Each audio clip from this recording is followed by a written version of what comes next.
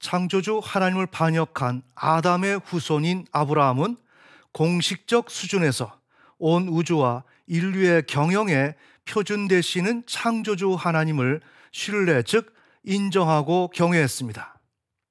그 후 하나님으로부터 의롭다함을 얻습니다. 그런데 아브라함이 얻은 의는 완성된 의가 아니었습니다. 미완성된 의였습니다. 왜냐하면 아브라함은 단지 주관의 개인적 세계에서 창조주 하나님을 신뢰했기 때문입니다.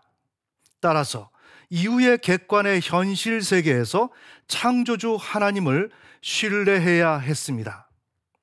그 결과 완성된 의를 얻어야만 했습니다. 그러나 이 일에 일정 기간 동안 실패를 맛봅니다. 그러면 이번 시간은 아브라함, 객관의 현실 세계에서 창조주 하나님을 불신하다라는 제목으로 하나님의 음성을 듣는 시간을 갖겠습니다. 창조주 하나님을 반역한 아담의 후손인 아브라함은 공식적 수준에서 온 우주와 인류의 경영에 표준 되시는 창조주 하나님을 신뢰, 즉 인정하고 경외했습니다. 그 후 하나님으로부터 의롭다함을 얻습니다. 그런데 아브라함이 얻은 의는 완성된 의가 아니었습니다. 따라서 이후에 객관의 현실 세계에서 창조주 하나님을 신뢰해야 했습니다. 그러나 일정 기간 동안 객관의 현실 세계에서 창조주 하나님을 신뢰해야 하는 일에 실패합니다. 그에 대해서 설명하면 다음과 같습니다. 창조주 하나님은 창세기 15장 4, 5절에서 아브라함에게 약속하신 혈손을 허락하지 않으십니다. 피조물 아브라함은 창조주 하나님의 약속이 더디 이루어져도 그 약속이 성취되기까지 창조주 하나님을 신뢰해야만 했습니다.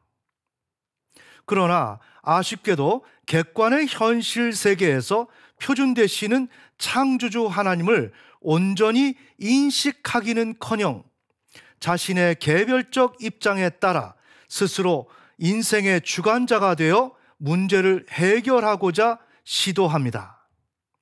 그 결과 하나님의 심판이 아브라함에게 도래합니다. 아브라함의 아내 사레는 생산치 못하였고 그에게 한 여종이 있으니 애굽 사람이요 이름은 하갈이라. 사레가 아브라함에게 이르되 여호와께서 나의 생산을 허락지 아니하셨으니 원컨대 나의 여종과 동침하라. 내가 혹 그로 말미암아 자녀를 얻을까 하노라 하매 아브라함이 사라의 말을 들으니라. 여기서 허락지 않다에 해당되는 히브리어는 야차르로서 막다, 보류하다, 막아서 못하게 하다의 의미를 지닙니다.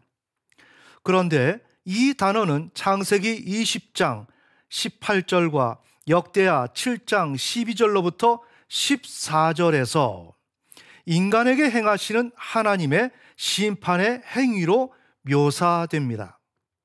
아브라함은 창세기 15장 이후부터 창세기 16장 2절 이전에 어느 시점에선가 창조주 하나님의 심판을 받았습니다. 그 결과 하나님의 심판은 인간의 삶의 저주를 가져옵니다. 축복이 와해됩니다. 즉 인간의 삶을 부요하게 하는 성공, 번영, 생산, 장수 등을 가져다주는 능력이 상실됩니다. 따라서 사라는 하나님의 심판으로 인해 아이를 생산할 수 없게 되었습니다. 바로 이런 이유 때문에 사라는 하나님이 자신의 생산을 막았다라고 말하는 것입니다. 아브라함의 아내 사레는 생산치 못하였고 사레가 아브라함에게 이르되 여호와께서 나의 생산을 허락지 아니하셨으니. 당연히 창조주 하나님의 약속은 이루어질 수 없었습니다. 이때 아브라함에게 요구되는 것은 첫째, 죄와 사망의 종로로 타는 삶을 청산하고자 하는 의지를 소유하는 것이며, 둘째, 자신의 삶을 부욕해 하실 분은 표준 되시는 창조주 하나님이라는 것을 깨닫는 것입니다. 하지만 아브라함은 자신의 어리석음으로 인하여 객관의 현실 세계에서 약속하시는 하나님의 음성을 들을 수가 없었습니다. 아브라함이 엎드려 웃으며 심중에 이르되 100세 된 사람이 어찌 자식을 낳을까? 사라는 90세니 어찌 생산하리요? 하고, 아브라함과 사라가 나이 많아 늙었고 사라의 경수는 끊어졌는지라 사라가 속으로 웃고 이르되 내가 노쇠하였고 내 주인도 늙었으니 내게 어찌 낚시 있으리요? 오히려 아브라함과 사라는 죄와 사망의 노예로 사는 삶에 익숙해진 것 같습니다. 창조주 하나님의 피조물이라는 위치에서 이탈함으로써 혈손을 얻지 못하는 형편에 놓여 있음에도 불구하고 현재 자신이 어떤 처지에 놓여 있었으며 어떻게 해야 하는지를 몰랐습니다. 그 두 사람이 볼 때 창조주 하나님은 자신들의 삶에는 전혀 상관이 없는 분이었습니다. 네, 결론의 말씀을 맺겠습니다. 창조주 하나님을 반역한 아담의 후손인 아브라함은 공식적 수준에서 온 우주와 인류의 경영에 표준 되시는 창조주 하나님을 신뢰, 즉 인정하고 경외했습니다. 그 후 하나님으로부터 의롭다함을 얻습니다. 그런데 아브라함이 얻은 의는 완성된 의가 아니었습니다.